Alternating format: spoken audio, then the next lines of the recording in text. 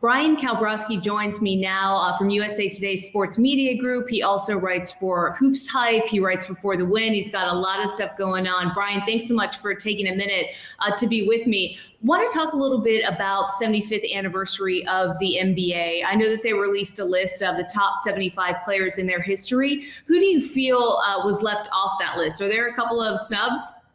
There were definitely several snubs. That's kind of the nature of something like this, is there's going to be guys who feel left out. When they did the 50th anniversary list, Dominique Wilkins, who was a top 10 scorer of all time, wasn't even included. So they did right by him, and also Bob McAdoo by adding them on from the 50th anniversary list. But for me, the biggest snub was probably Vince Carter. I kind of noted this the other day, but there's, in terms of guys in league history to have 25,000 points, 4,500 assists, 800 blocks, 500 three-pointers, it's just Vince Carter, LeBron James, and Michael Jordan. So when you're doing something that only LeBron and MJ have done, like, you're clearly doing something right. But Pau Gasol is somebody who I think a lot of people have been a little bit confused about not making it. Tony Parker is somebody who people have been confused about. Dwight Howard, Chris Bosh.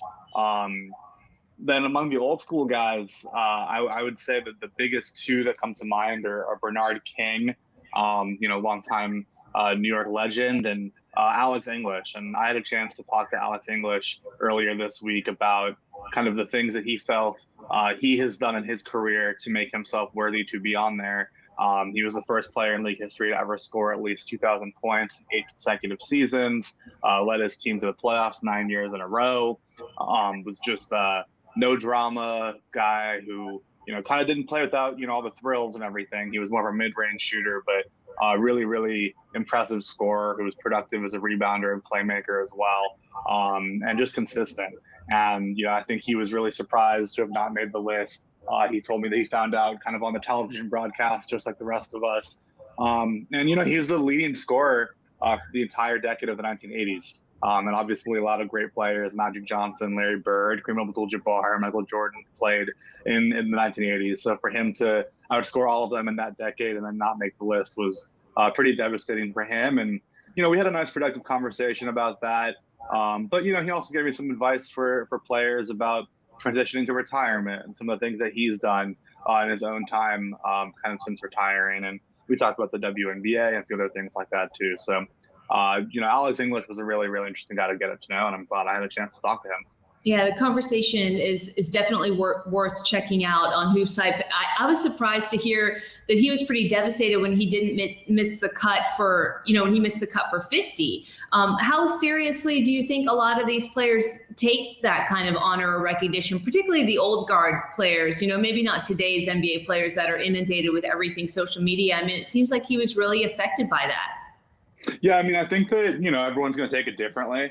But when there's such an obvious snub, like Dominique Wilkins for 50, I remember him saying something like, some of the guys that made it like couldn't hold my jock strap, like after he didn't make the 50th anniversary list, back in the 90s. Obviously, it's not, you can't take away the things that guys like Dominique or Alex English or whatever player we're talking about accomplished during their career. And it's, it's arbitrary. I think a lot of these guys would rather have a championship, wear a plaque in the Hall of Fame, than, making a list. But, athletes are prideful people, and for them to, have an opportunity to be celebrated and then not get celebrated, can be really frustrating. And I understand where they're coming from in that regard. And I certainly, we did our own version of the list at HoopsHype, and, guys like Alex English, Vince Carter, Tracy McGrady, Chris Bosh, Pau Gasol. I had all of those guys on my list, but I'm not as familiar with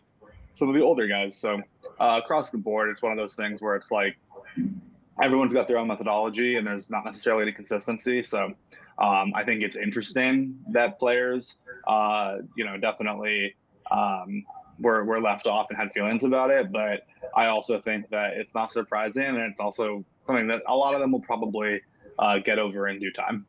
Everybody's always trying to compare different decades of not only the NBA, but really all the different leagues. And how does this player stack up against that player? On your list that you guys released for HoopsHype, what was the ratio between current players, players of the now, and then some of those older players, like you mentioned, who made significant contributions? Yeah, our list skewed younger, but I think our writing staff skews a little bit younger. I mean, not young. It's not like it's like a bunch of like, Trae Young and Luka Doncic players getting votes, but a lot of us that grew up in the 80s or the 90s would rather have guys those from that era than maybe the 40s or 50s or 60s, just because of the guys we watched. We also, HoopsHype in particular, have a fairly international staff. Our editors are based in Spain, so someone like Pau Gasol obviously gets a lot more attention, but just international guys in general, like Tony Parker or Manu Ginobili, or several of those guys who kind of had success from Europe in the NBA, did better on our list than on the NBA's list. I'm pretty sure the only guys from Europe that made the list for the official NBA list were Dirk Nowitzki and Giannis Antetokounmpo. So our list definitely had a lot more international names, especially European names. And obviously Europe's influence on basketball is not too nothing too shabby. Like they've been a huge part of kind of the growth of the game, and it's a huge deal, especially in countries like Spain.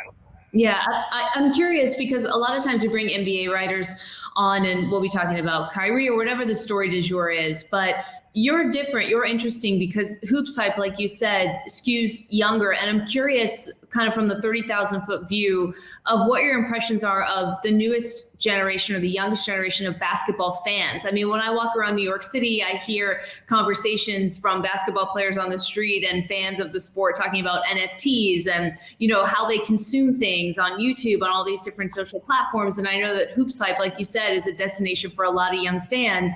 And you mentioned the international presence as well. I mean, how would you kind of describe what the future of NBA fandom looks like, or what the current version of NBA fandom looks like?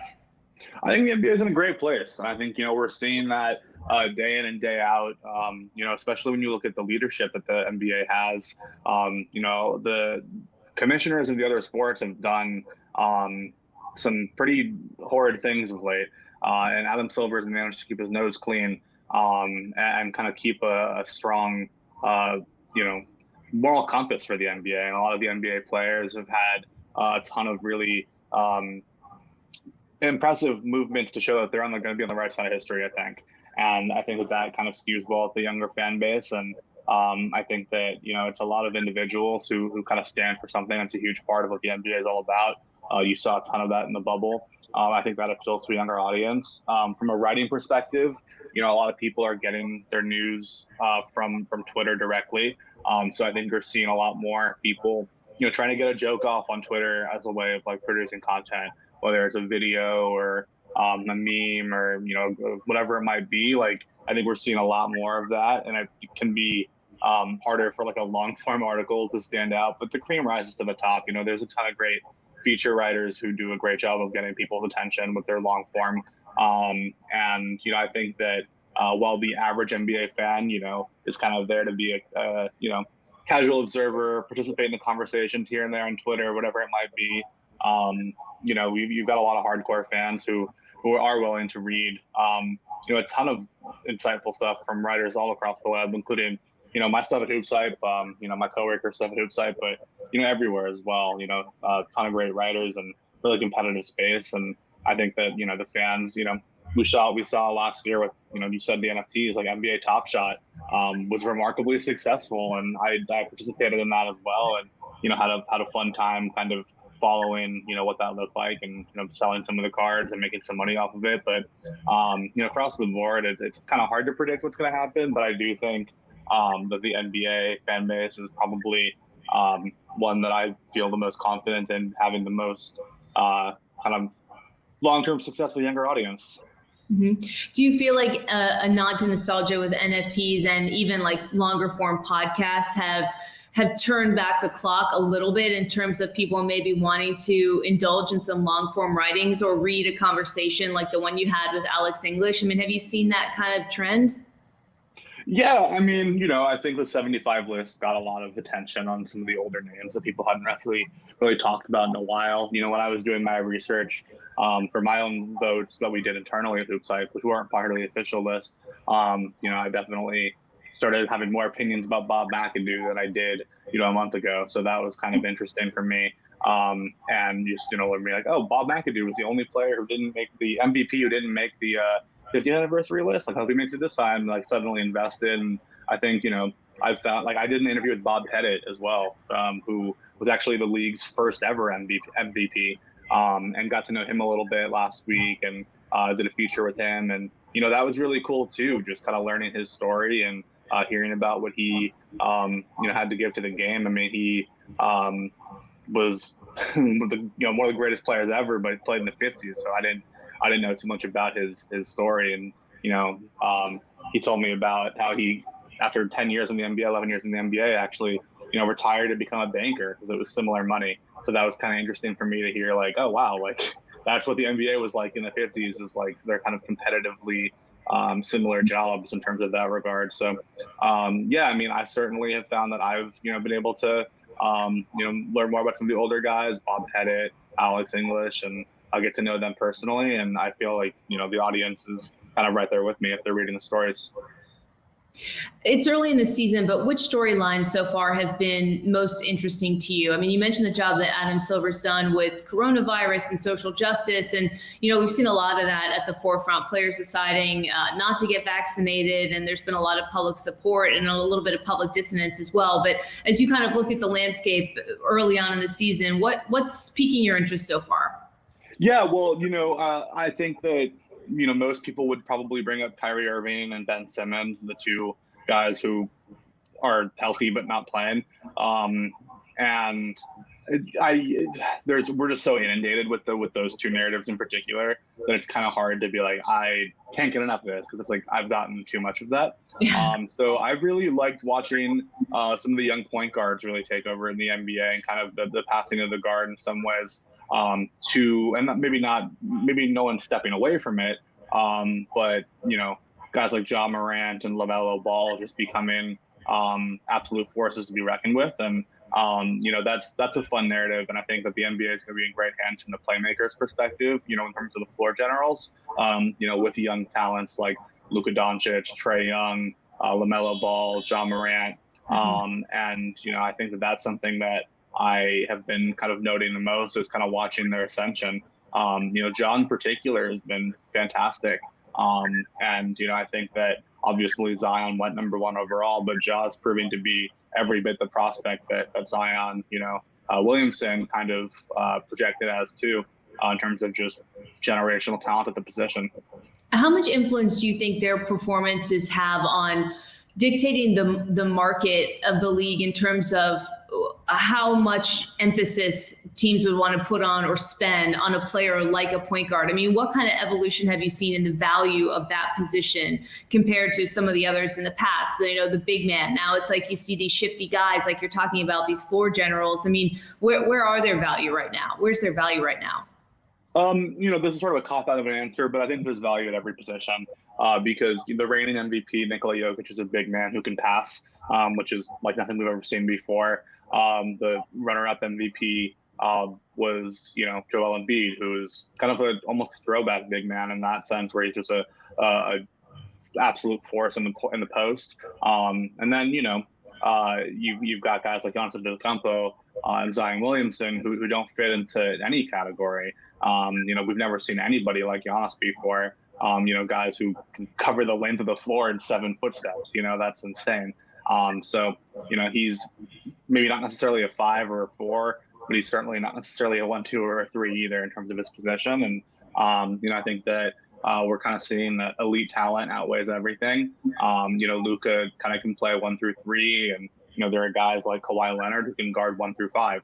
And across the board, you've just got situations where you're not necessarily pigeonholing yourself into like, we need this or we need that. But I think every team needs to have 1 to 3, great players, and then you need to have the right role players to surround them with. I mean, we saw Milwaukee last year have, 1 superstar and then 2 excellent players, and Drew Holiday and Chris Middleton.